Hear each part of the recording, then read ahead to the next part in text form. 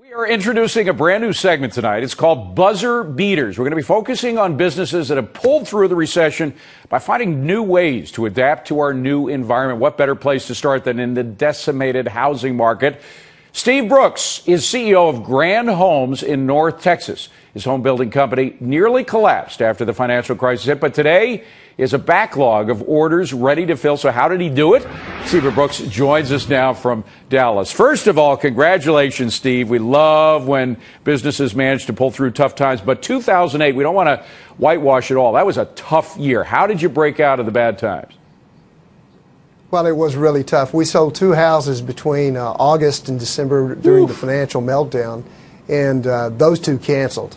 Oh, my God. Thank God thank God we had a little backlog. So we went back to work. It really is, no one's going to work harder than us. We're privately owned, so we rolled up our sleeves and we reinvented ourselves. And it started with product. We're a product-driven company, but the most important thing is performance.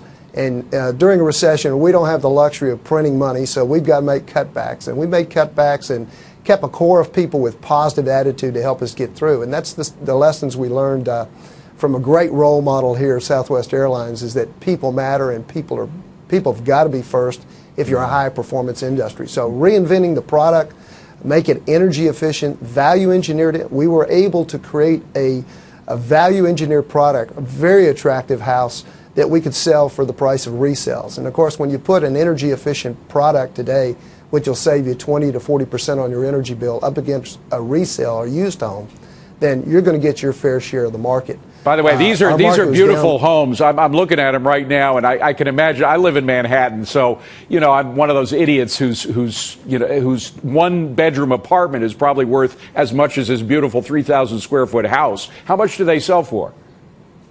About $300,000. So Oh, anywhere between $85 and $100 a square foot, you can buy just a beautiful home here in the Dallas area. Just amazing. All right, we're short on time, and I got to ask you about, you mentioned the anecdote with the Southwest Airline chief, Gary Kelly. What was it that he described to you that made you change the way you worked with your coworkers? Well, the most important thing there was if you want to have a high level of performance, and you've got to have less people doing the job, you've got to get a lot more out of your people.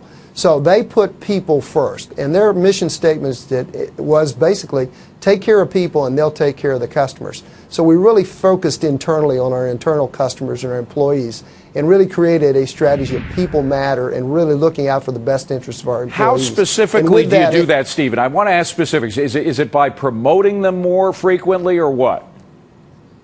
We have a lot of recognition that we give awards for performance. It's performance-based. So if you can get 30 to 50% more out of an employee, then you can do the job with a lot less employees. Now, in order to do that, they've got to be recognized, and then we added a component of profit sharing, which gives them a stake in their efforts. And once people have a stake in their efforts, their entrepreneurial spirit kicks in, and then they become an owner right alongside of you. Incentives work. It's as simple as that.